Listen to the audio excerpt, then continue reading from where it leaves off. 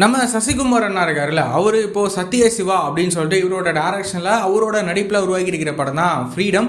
இந்த படத்துக்கான டீசரை ரிலீஸ் பண்ண போறாங்க. எப்போ அப்படின்னு சொல்லிட்டு கேட்டிங்கன்னா, நாளைக்கு, அதாவது ஜூன் 2 திங்கட்கிழமை சாயங்காலம் 4:30க்கு இந்த ஃப்ரீடம் படத்துக்கான டீசரை ரிலீஸ் பண்ண போறாங்க. ஸோ இந்த படத்துக்கான டீசர் எப்படி இருக்க போகுது அப்படின்னு சொல்லிட்டு நாம வெயிட் பண்ணி பார்க்கலாம். அதுக்கப்புறமா வந்து பார்த்தீங்கன்னா, நம்ம பரதன் இருக்கார்ல, அவரு இப்போது கோலிஸோட படத்தை டைரக்ட் பண்ணியிருந்தேன். நம்ம டைரக்டர் விஜய் மில்டன் இவரோட டைரக்ஷனில் ஒரு புதிய படத்தில் நடிக்கிறாரு.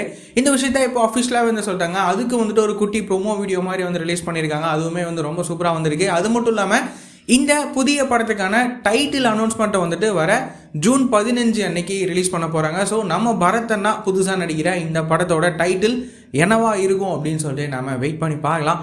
அதுக்கப்புறமா வந்துட்டு கணேஷ் கே பாபு அப்படின்னு சொல்லிட்டு இவரோட டைரக்ஷனில் நம்ம ஜெயம் ரவி அண்ணா நடிக்கிற படம் தான் கராத்தே பாபு.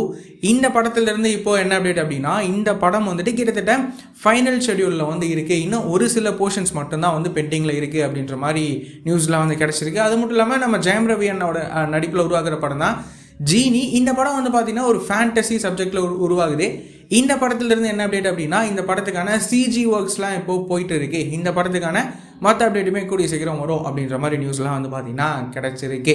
இந்த மாதிரியான ரெகுலரான சினிமா அப்டேட்ஸ்லாம் நீங்கள் ரெகுலராக தெரிஞ்சுக்கணும் அப்படின்னா நம்மளோட இந்த சேனலை மறக்காமல் சப்ஸ்கிரைப் பண்ணி ஃபாலோ பண்ணி வச்சுக்கோங்க. வேறு ஏதாவது ஒரு நெகட்டிவ் இருக்குது அப்படின்னா மறக்காமல் கமெண்ட்டில் சொல்லுங்கள்.